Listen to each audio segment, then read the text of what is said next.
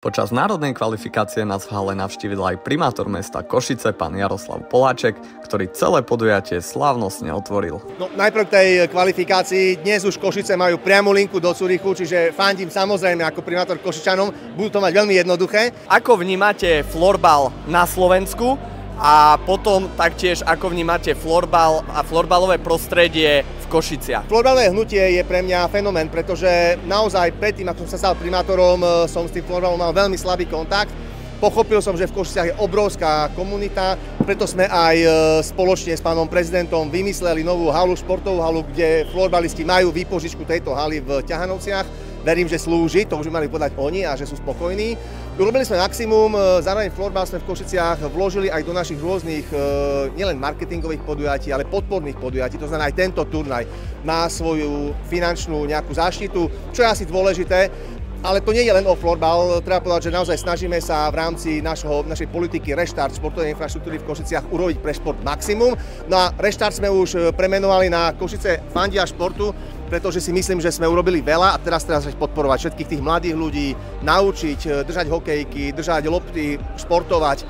Ak sa nám podarí v Košiciach vychovať akéhokoľvek naozaj veľkého športovca, tak na konci dňa budú všetci Košičania, všetci budeme hrdí a sa tešiť. A ja sa teším, keď mladí ľudia, a florbal to ukazuje, môžu ťahať za rukáv tých veľkých dospelých, veľkých florbalistov. Toto robíte, snažíte sa strhnúť dáv do vlastného diania a ja si myslím, že je to úžasné. A možno, že máme čo spoločne florbalistami odovzdať aj ďalším iným športovým hnutiam, ktoré by mohlo byť zaujímavé. Čo podľa vás by sa ešte mohlo zlepšiť, aby sa florbal dostal možno ešte viac medzi tých ľudí, aby sme tento šport posúvali stále viac dopredu, aj možno v našom meste? Je to asi o každodennej úlohe.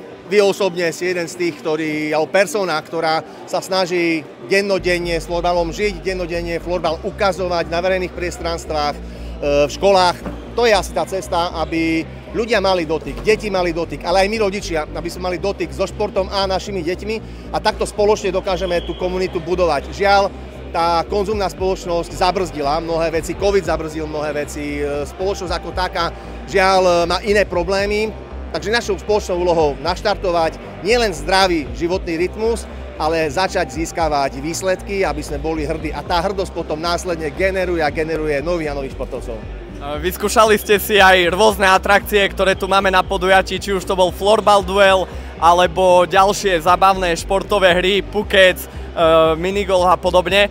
Ako sa vám páčili tieto športové aktivity? Je to dobrá otázka, teraz všetci pochopia, prečo som spotený, mokrý, farebný. Teraz som sa zadýchal. Naozaj je koncept športový, kedy môže aj verejnosť, aj všetci ľudia z tribún prísť zároveň do toho dávu, do toho športového diania nepoznám. Takže uvarili ste ma, zabavil som sa a idem za ďalšími svojimi povinnosťami. Dobre, super, tak ďakujeme pekne za návštevu a tešíme sa aj na ďalšie podujatia.